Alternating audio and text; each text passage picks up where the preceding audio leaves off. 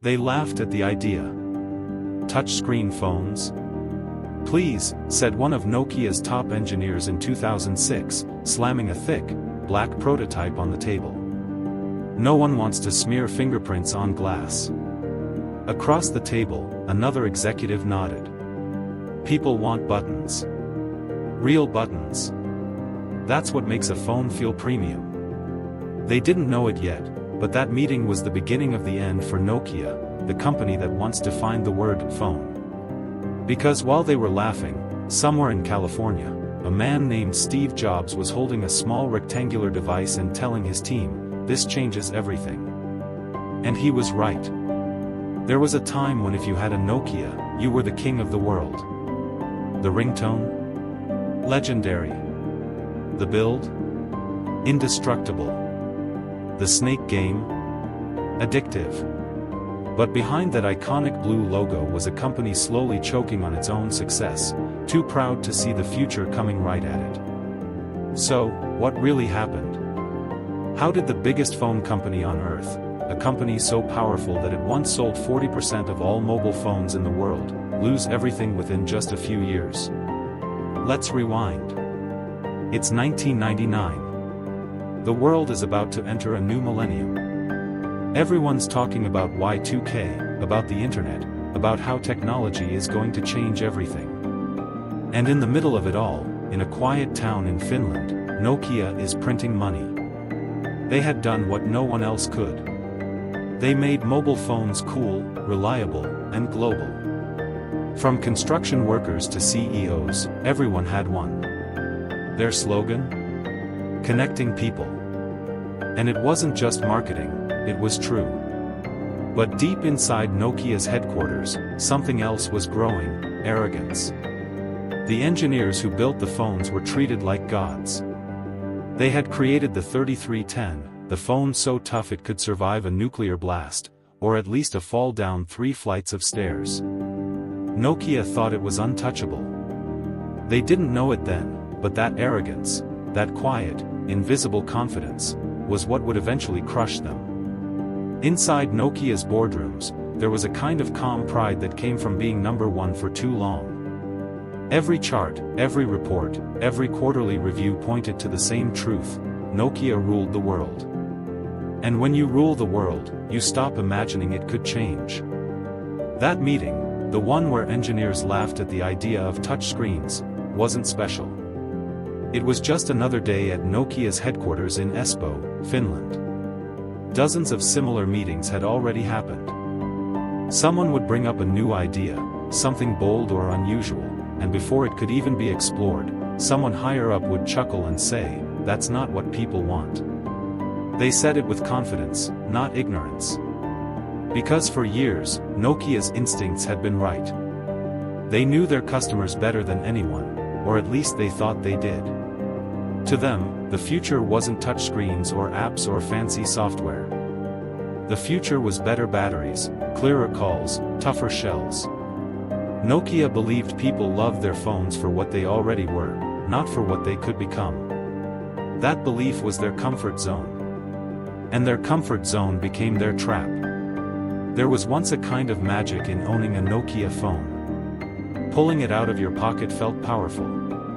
You could text without even looking down. The keys were perfectly spaced. The body fit in your hand like it was made for it. Drop it? No problem. Spill something on it? Dry it off and keep going. The battery lasted for days, sometimes even a week. And every time that cheerful Nokia tune played, you could almost feel the reliability behind it. It was the phone your parents trusted, your boss respected, and your friends envied. It was the phone that didn't let you down. And that's exactly why Nokia believed it could never lose.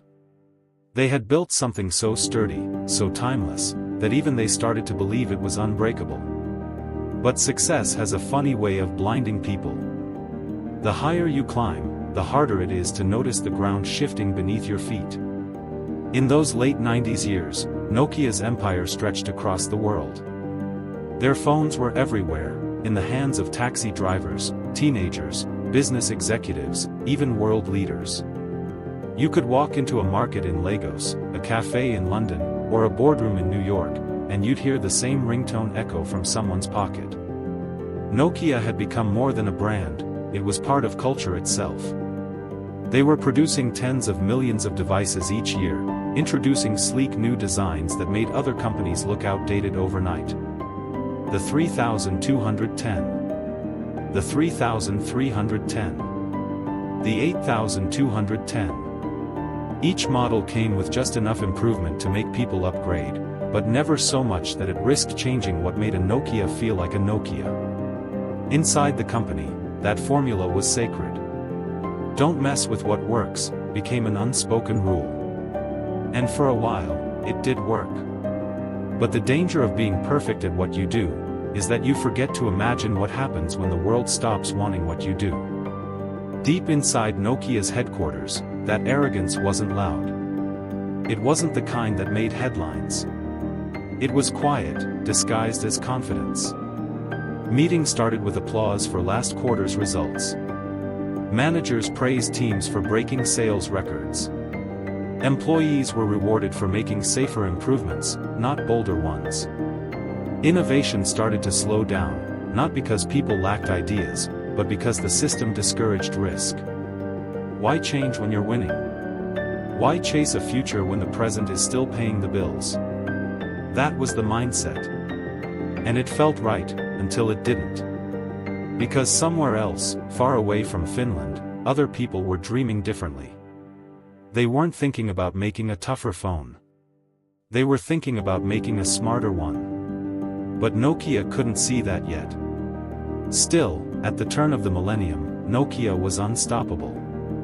They were at the peak of their power, controlling nearly half of the world's mobile phone market. 40% of all mobile phones sold on Earth had that familiar blue logo on them. Think about that, 4 out of every 10 people with a phone were using a Nokia. That kind of dominance is rare in any industry. It was beyond success, it was monopoly-level control. In Finland, Nokia wasn't just a company. It was national pride. People wore Nokia jackets, drank from Nokia mugs, and joked that if you cut a fin open, you'd find a tiny 3310 inside. The company employed tens of thousands of people, and its revenue helped power Finland's economy. It was more than just technology, it was identity. But inside those same walls, success was slowly breeding complacency. The engineers who created the famous phones were treated like legends.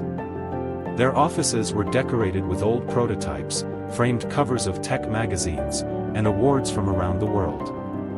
People respected them like rock stars. They had built devices that outlived every competitor, that set global standards for durability and reliability. They had created the 3310, a phone so durable it became a meme decades later. A phone that could fall from a pocket, bounce off the ground, and still let you finish your call. Jokes started spreading online years later that you could use a Nokia to hammer nails, or that the 3310 would survive the apocalypse. Back then, those weren't just jokes. They were the truth. And that was the irony, the very thing that made Nokia loved by millions, was also what made them blind to what was coming. Because while they were perfecting indestructibility, someone else was perfecting transformation. But for now, in 1999, Nokia didn't care. The numbers were good. The future looked bright.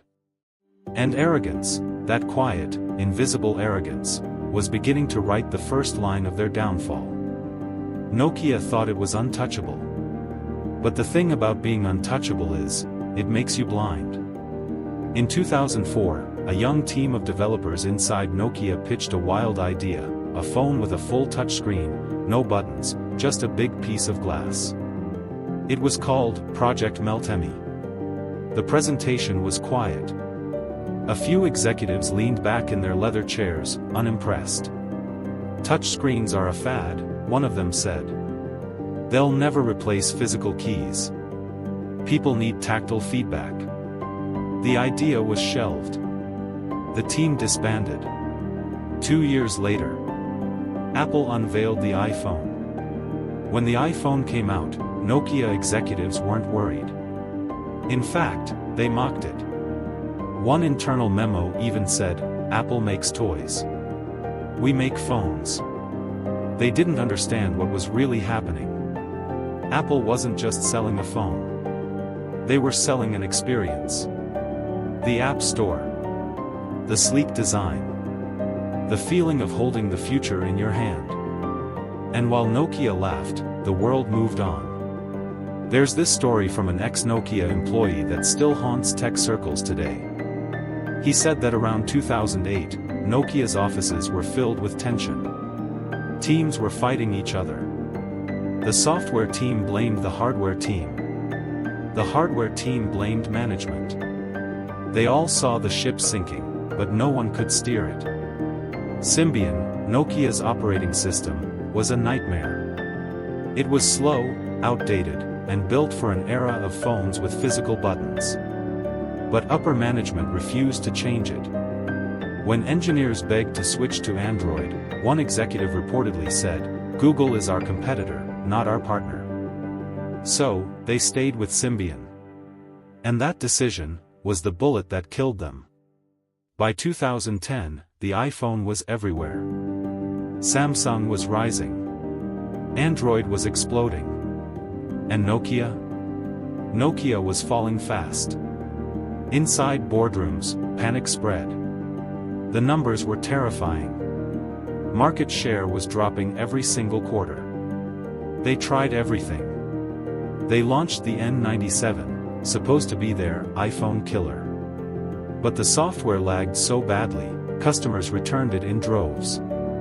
They built the OV Store, their version of the App Store, but it crashed constantly. They even tried to make their own version of Android behind the scenes, but politics inside the company killed it. It was chaos. Then, in 2011, Stephen Elop walked in. The first non-Finnish CEO in Nokia's history. A man from Microsoft. He looked around and saw the problem clearly. He sent a memo to all employees, one that would later be known as the burning platform. He wrote, "We are standing on a burning oil platform. We must decide whether to jump into the icy waters or be consumed by fire." It was brutal. Honest. And too late. Because when Nokia finally jumped, the ocean was already full of sharks: Apple, Samsung, HTC, Huawei. Elop made one last gamble. He partnered with Microsoft. Nokia would dump Symbian and make Windows phones instead. The Lumia series looked beautiful. The cameras were ahead of their time. But the problem? No one cared. Windows Phone had no apps. No developers. No ecosystem. You could buy a Lumia, but you couldn't even get Instagram. By 2013, Nokia's stock had collapsed. Stores were shutting down. Employees were laid off by the thousands. That same year, Microsoft bought Nokia's mobile division for $7.2 billion. And that was it. The king was gone. But here's the part most people don't know. Nokia actually saw the smartphone revolution coming. They had all the ideas: touchscreens, app stores, mobile internet. They even built a prototype called the Nokia 770 in 2005, basically a tablet before the iPad. But every time someone pitched a new idea, bureaucracy killed it. Meetings. Committees. Power struggles. One engineer said, "We spent more time convincing management than building things." Nokia didn't lose because they didn't innovate. They lost because they were afraid to destroy what made them rich. In 2014, when Microsoft took over, a journalist asked one of Nokia's executives how he felt about the end. He said something that broke everyone's heart. "We didn't do anything wrong. But somehow, we lost." And that line, as sad as it sounds, is the story of every giant that forgets how fast the world moves. Because in tech, doing nothing wrong isn't enough. You have to do what's next. But wait, the story doesn't end there. After the fall, Nokia didn't die completely. They pivoted. They went back to making network equipment, helping companies like AT&T and Verizon build 5G towers. In a way, they returned to their roots, connecting people again. And in 2016, they made a small comeback. They released nostalgic reboots of their old phones, like the 3310. It sold surprisingly well, not because it was cutting edge, but because it reminded people of when tech was simpler. But that golden era of Nokia versus the world? It's gone forever. There's a quiet lesson here, one that hits hard in 2025, when new tech is being born every second. It's not the biggest companies that survive. It's the fastest. The most adaptable. The ones willing to burn their own success before someone else does. If Nokia had embraced Android early, if they had listened to their engineers, if they had believed in the future instead of the past, maybe today, we'd be holding Nokias instead of iPhones. But they didn't. They ignored the future. And the future ignored them back. Because in tech, the graveyard is full of giants. And the headstone on Nokia's reads: "Once, we connected the world. Then we disconnected from it.